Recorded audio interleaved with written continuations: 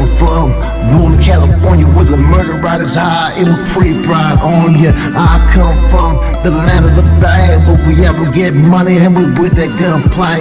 Rolling around slow, man, smashing down the block, hitting corners everywhere, man, this shit don't stop. As a kid, gang banging on the streets with a banger on my side, where take out winning. What's good with the YouTube? You already know Big Flocko with a convict's perspective, and I'm gonna smash, dash, and slide on through with a little bit of energy.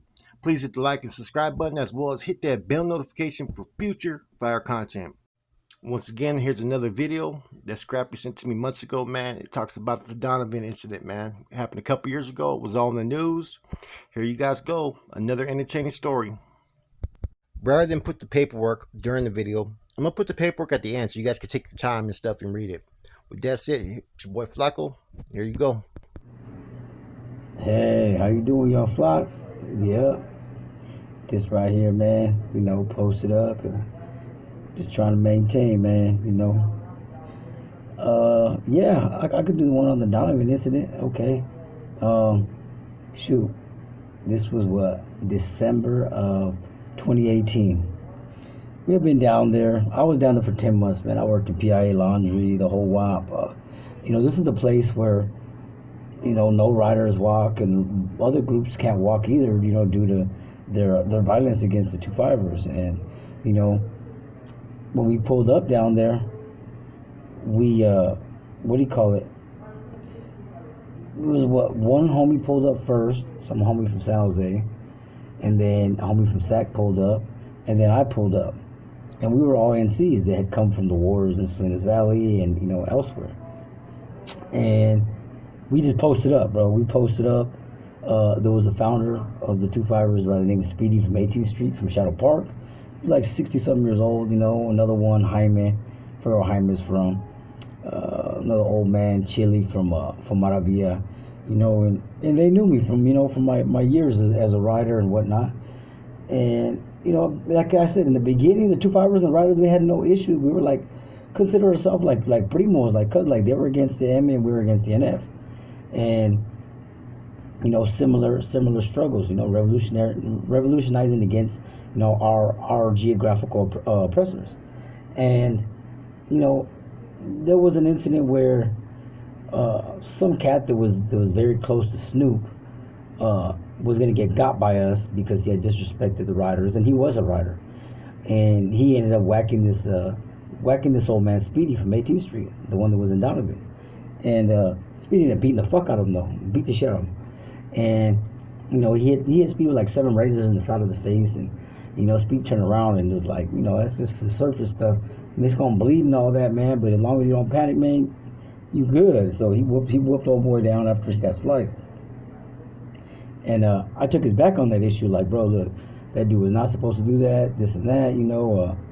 That dude was supposed to get got by us. But because he was going to get got by us, the rider, and we were all riders at the time, mind you. But he was going to get got because of his infractions.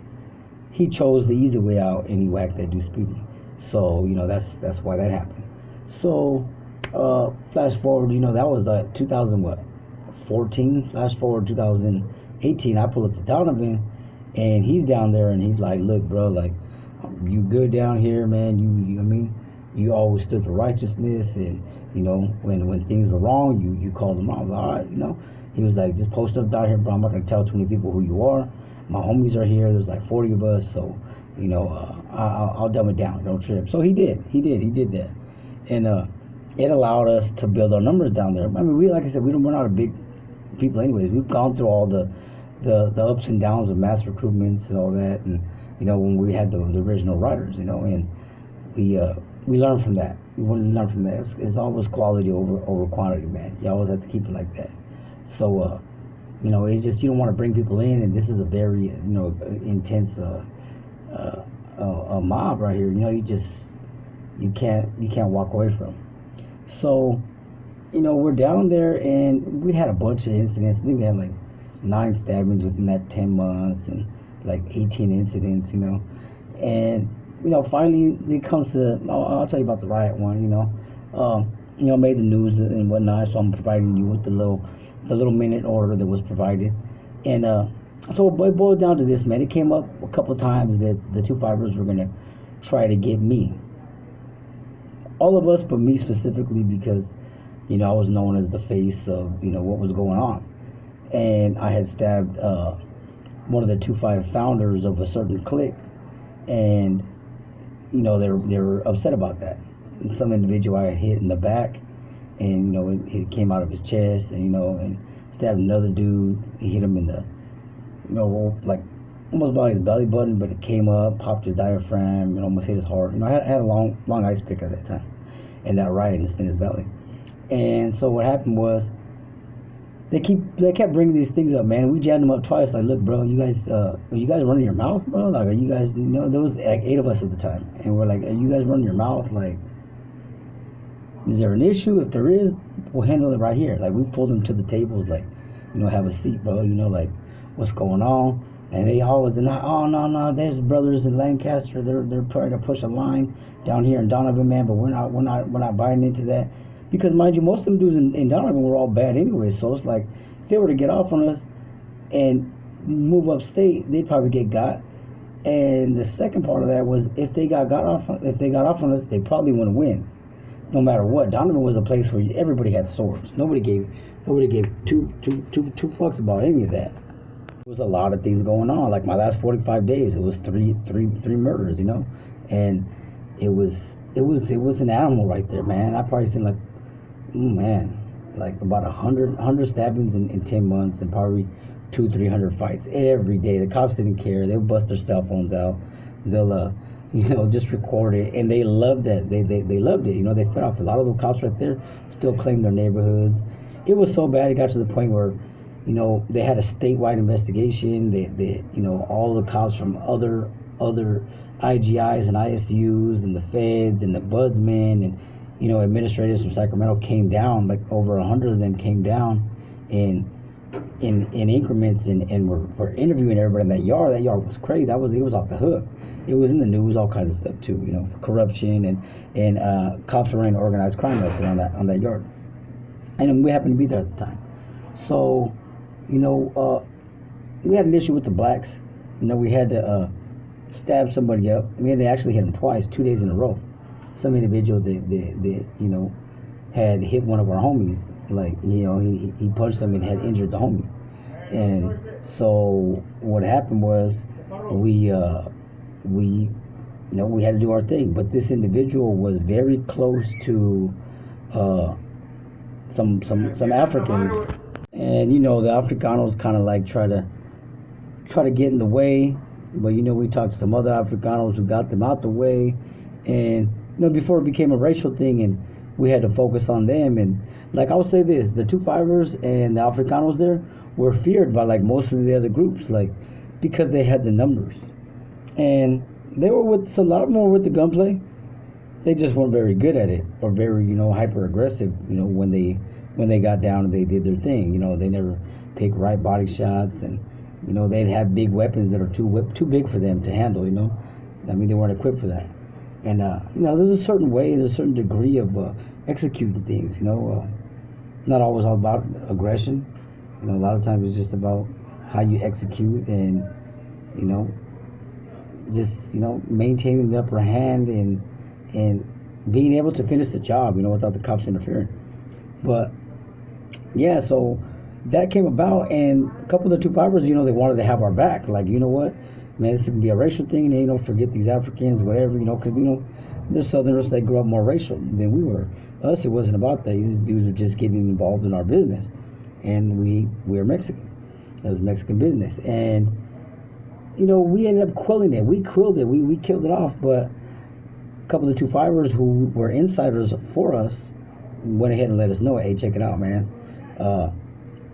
This certain individual was saying not to get involved. You guys get it off with the blacks, just go ahead, and that'd be cool. That'll clear you guys off the yard.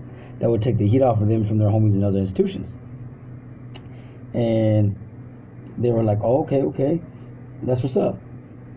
But they were our inside informants, and they came and told us, hey, check it out, this fool's saying this, but he had also said, if you guys kick it off, then that takes takes the heat off of them. But if we didn't kick it off, he was gonna try to down me like on a Wednesday. He was gonna try to, take me out, I guess, after he got his package and his TV, which is always a stupid idea. Never plan things or process things around, when you're gonna get things or when you're gonna go to store. Only, dummies do that because you handle business on the spot. You do what fools do last. Do first what fools do last. And so we got wind of it from his own people, and they didn't really like the cat, so they were like, "Look, man, do what you guys have to do, man. Just let us know, and we're not gonna come out to yard that day."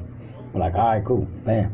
So I let my homies know, and they were like, "Man, let's kill these dudes right now." I'm like, "Bro, just chill, bro. Like, it's Friday. We'll do it Monday." They want to do it Wednesday, so we have, the weekend to chill, get our dope, get what we need, have all our weapons in order, and so the day came. The day came, man. Monday comes, and each of us had 2 weapons. It almost got blown up because somebody came, a couple of 2-5ers came over, like, "Hey, man, is it all good? Like, let us know, man, because somebody's saying that you guys are having issues with us, or it's the blacks." We're like, "Nah, bro, we're tripping on the blacks." And we had already told the blacks, because it was already cool that it was over. Our little issue with the blacks. We told the blacks, though, "Look, we're gonna end up getting these dudes. Just pretend, foster that we still have issues, like we may get off on each other, but but between us, it's over. That's under the rug already, man. That's old news, man. They stay in their lane, we stay in ours. We catch this dude again, we're gonna stab him a 3rd time." And so they continue with it too, man. So when they seen us, when the 2-5ers seen us digging up pieces and this and that, like the blacks would go up to them like, "Hey, man, you see them fools digging up pieces? Yeah, them fools are tripping on us." And so in the 2-5ers' head, they believed that we were gonna move on the blacks, and yeah, it was always them. So like I said, when the day came, they jammed us up. We're like, "Nah, bro, what you talking about, bro?" They're like, "Man, we tripping on these blacks. We're probably gonna get these fools." They're like, "Okay, well, we're gonna go inside. We don't want to be out here when that shit happens." "All right, fool, well, go ahead, tuck tail." But we didn't allow them to go inside. So that certain individual who was running his mouth about me, he used to always just post up at the fence and talk to the EOPs, like the crazies on the other side of the fence, because there's 2 sides of the yard, but they let the crazies stay on one side, and they couldn't come over to where we're at, even though we see each other, but they had the program on that side. And it happened just like that, man. Just as I had envisioned. I had one of the homies spin the track, and he had a 9-inch ice pick, made out of a typewriter, and he came through, and he came because he was new. The homie was new, and he came through, and yeah, it was bad, man. Dude was posted up on the fence, talking through the fence. The homie came from, spun a lap by himself. We're right there, all posted up on go. I had an 8.5-inch flat and a box cutter, and all the homies had 2 pieces. It was 8 of us, and there was like 13, 14 2-5ers out there, and the homie's first shot, man, he hits that dude in the side of the neck, and it comes out the back of his neck, like it kind of like, it was weird, like it didn't go all the way through, but it went in the side of his neck, and then it came out the back, and it was like damn.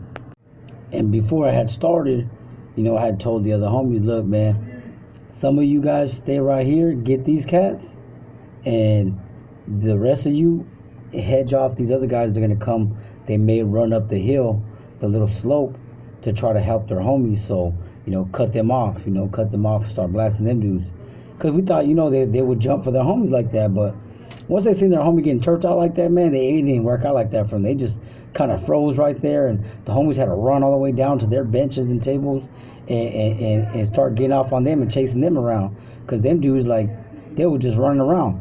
There was one cat that was right next to them, shoot, and that fool, man, I had to chase him like Tom and Jerry, man. Like, this dude threw some speakers he had in this laundry bag at me, hit me in the side of the head, man. I'm trying to get this dude, barely scraped me in the shoulder, like I couldn't even catch this cat.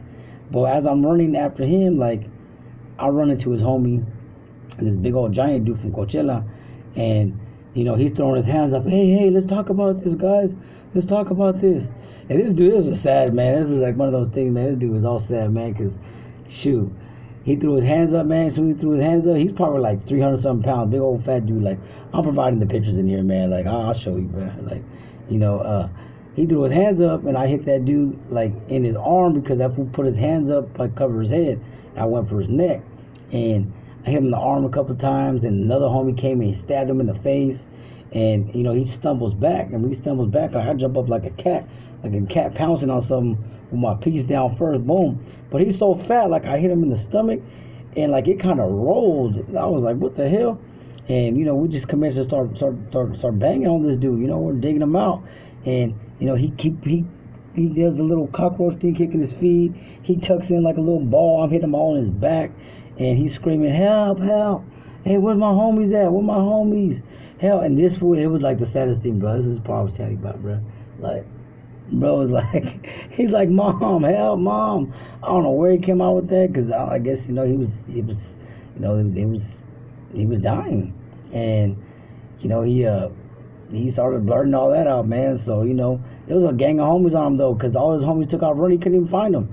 And, like, we're on this dude, we're on it, but, like, there's too many people on him. And you can never do anything with, like, too many people with pieces because somebody's going to get hit. So, you know, I bail out, and I see this other dude, and he has a piece. I'm like, all right, that's what's up, bro, what's up? And this fool swings and like puts his head down, and I go in to grab this fool so I can blast him, and he takes off running, and they shoot, boom. They shoot the little block gun at us, and we're like, man, dude, like, damn, where the rest of them, man? There's one like over here by this big old light pole, and I'm over here trying to chase. I literally chase him around the light pole, and I'm yelling at the fool, literally, like I lost my voice doing that, man. I was like, engage, you bitch ass niggas, engage. Like them fools, they didn't want to engage. I'm like, man, I'm over here running through the mud and all this. I had my boots on because I was yard crew. And you know, man, finally when the dust settled, man, everybody, we had already said, look, once it ends, we're either gonna end up here by the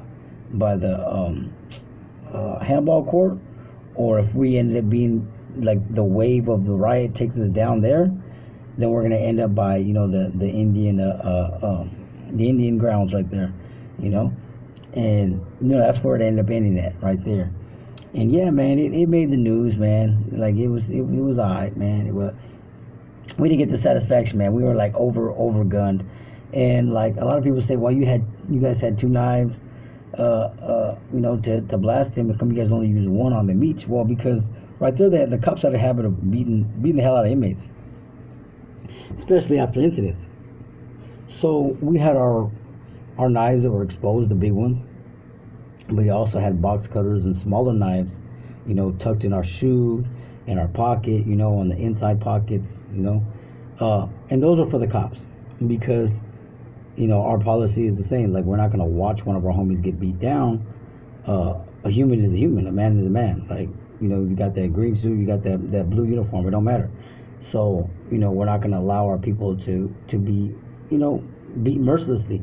You know, nobody's got that coming like that. If we ain't crossing the line with the green team, so I mean, they shouldn't do that with us. And for the most part, it was respectful. You know, I got hit in the leg with the baton one time because I didn't turn over. You know, it split my shin open. You know, but hey, it goes with the turf. You know, we got two little staples on that because, you know, the batons will split you open. But you know, once everybody turned around, they sprayed us up. You know, that's a little. It's not really too bad, but you know, nothing ever happened. No cops ever did anything to warrant us trying to get off on them. But yeah, man, that was the incident right there, man. And I was laying on the ground right there, dude. And that yard was so bad, the warden was in the gym. His office was in the gym. So the warden comes out with one of the head of IGIs, like, man, like, you really messed up, and whoop de whoop. And we posted a camera. We got everything on camera. We're like, all right, well, cool. That's cool. Shoot, we ain't tripping on that. And they tried to transfer me like 5 days later, emergency transfer. And they had a 10 warden meeting on the phone and said that nobody wanted me and they were going to send me to Calipat. But I'm like, look, I'm Triple C, bro. You can't send me no Calipat. Like, we get on Triple C for a reason, so we don't have to go to, like, you know, places like that. Like, and he was like, oh man, well, you just go next week. So I ended up going and to committee the next week. And that following week, they didn't let me go back to my cell. I got put in the cage. And yeah, I got took with IGI. YGI took me themselves to Lancaster. And, you know, That's a whole nother story right there. But yeah, bro, that's the Donovan incident, man. That was it was all right one, man. It wasn't to our satisfaction because all them dudes ran. They were running everywhere, bro. And yeah, that's just how it went, bro. So, I'll provide the paperwork for that for you, bro. And hope you're doing good, having a good one, bro. And keep pushing, bro. Keep pushing that energy, brother. The one thing that I noticed, right, with all this SNY stuff and these SNY yards and some of the incidents I've read, man, is these level 4 SNY yards, they be getting off, man. They be getting extremely active. And some of the stuff that I've seen and paperwork I've read, as far as how they move on each other, man, it's like there's no basically rules how they guys get down, man. These guys will get you, you know what I'm saying, while you have cuffs on. They'll get you while they're under transport, all that. And these are all mostly hits on other groups. And that's what you call treacherous, man. Treachery. Like a lot of times, right, within the political structure, most movidas on the GP side are mostly in-house. I've never heard of, Norteños when I was active of ever hitting anybody by under under movements by they're handcuffed and you're handcuffed. You know what I mean? I did a fucking removal and I waited till the cuffs got off one time, right? But that was within our own people. These guys are putting it all on the line, man. And it's like the beef and the conflict. It's like it's real. And like all these cats, they somehow like know each other. They go from prison to prison. They hear about each other, and there's some of these guys. Their names carry weight, man. They're recognized. It almost sounds like the stories you would hear about in the 80s and 90s between the North and South. Some of the stories that I'm hearing, because back then the treachery was on a whole different level. The respect was on a whole different level. Oppositions didn't respect each other. They wouldn't even acknowledge each other half the time. It was on and cracking. Like I said, I told you guys when I was on a tier and I was the only northerner and there was about I don't know how like 41 Southsiders, 2 NLRs, and I think there was one black guy there. I was in the last fucking cell. Every time I went, there was fucking piss being thrown at me, spit, shit talking, all that, man. And that's kind of how the level 4 SNY yards. That's what I'm hearing how they operate pretty much, man. It's treacherous, man. People are going to talk shit. They're going to come for you. Level 3, level 2, level 1. They're a little bit. They're not as active as the GP side, I guess, from what I hear. You know, but the level 4 side, a lot of these guys want to stay on the level 4 side, and they stay there because they're catching shoot terms.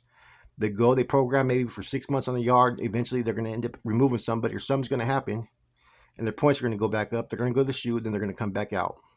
I mean, that's like a classic example of all these dudes, and it makes sense why some of these guys will not acknowledge anybody from their groups unless they hit a level 4, because the level 4 is where all the real ones are going to be in their eyes. The ones that are going to stand 10 toes down, whatever the situation is. Whereas level 1, level 2, some of those guys are there because, they were hiding in the shadows, scared or whatnot, or whatever it may be. Not all. Like I said, there's some that are there for whatever choices they made or political, decisions that were made against them, right? But on the level 4 side, it's almost like, from what I've heard and been told, they almost consider it GP because they don't let certain individuals walk those yards. If they arrive and they have certain charges, they're going to get moved on, point blank. And like they will literally get off. And when they're getting off, they're not playing. They're like, it's almost like being active, you have certain restraints when you can get off, when you can't. On the SNY side, it seems like these guys can get off at will whenever they want, with whoever they want. And if it's all out war, fuck it, they're going to come get it. You got to remember, there was a time frame that some of these groups were actually on the GP side, and they would just establish certain yards. And if you were active coming to that yard or part of a particular group, they were going to remove you. So in a lot of senses, all these groups are fucking active, man, to be honest with you. That's why on a non-designated yard, the level 2s and level 3s, there's really nobody that's really out there as a threat. People are just trying to do their time and go home. This side, the level 4, 180, they're ready to go put it down, put in work. Their life is being part of these groups, being part of these gangs. I mean, that's my opinion from what I'm hearing. Like, these dudes are like really committed to these groups, whether they're a rider, whether they're a Nuestra Cosa, Zapatista, 2-5er, independent rider. There's more and more groups that are being recognized as we keep on going forward, right? And there's going to be more in the future. It's like almost like these guys feel like they're redeeming themselves by the way that they are on these yards. And me doing so much time and seeing certain choices and decisions that are made, I get it why some people are on that side, and then sometimes I don't get it. There's like different stories, and everybody's story there's going to be a different truth, and people are going to spin the narrative that they want to spin. But at the end of the day, on that side, these men can pretty much do what they want to do, but there's consequences for that. If you want to rock the way you want to rock, there's going to be someone that's going to try to rock 10 times harder. And that's just a fact of it. That's why someone said something the other day. They're like, where do you go from SMY if you get moved on? I don't know, man. I have no idea, man. It's kind of hard for me to comprehend certain things, but then again, I'm learning as I go from talking to people. Everybody's story's different. Some tell straight up the truth, and they have stuff to back it up. Some spin their narratives, and some are full of shit. But that's with everybody in life, man. Even on the active side, same story, man. But it kind of validates what I said. These guys on this side, if they were to ever integrate with the actives, these guys are battle ready, man. They're not. I mean, some of them are getting high and strung out in whatever group they're part of, right? But I've been hearing that about a lot of the active side, man. That on some of these active yards, everybody's strung out as well, man.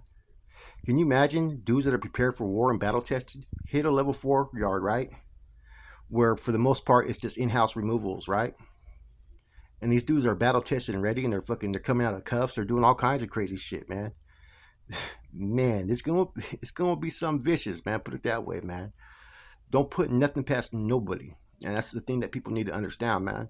Is treachery is a whole different level of the game. And see, like the organization, like NF and whatnot, those groups are supposed to be known for being treacherous and having the treachery in their whole arsenal. But these dudes also on this side, man, they also are treacherous as well, man. So don't put nothing past anybody. There's gonna be some weak links as well, man. Don't get me wrong. Like I said, it's basically fucking like I said, you pick and choose. Depending on who's there, it's gonna depend upon how that yard's gonna rock. There's gonna be riders and there's gonna be weenies, and that's just the truth of it, man. With that said, it's your boy Flacco. I hope you guys enjoyed this. I'm gone. Come from Northern California where the murder rate is high and we creep right on ya. I come from the land of the bad, but we ever get money and we with that gunplay. I come from Northern California where the murder rate is high and we creep right on ya. I come from the land of the bad, but we ever get money and we with that gunplay. I come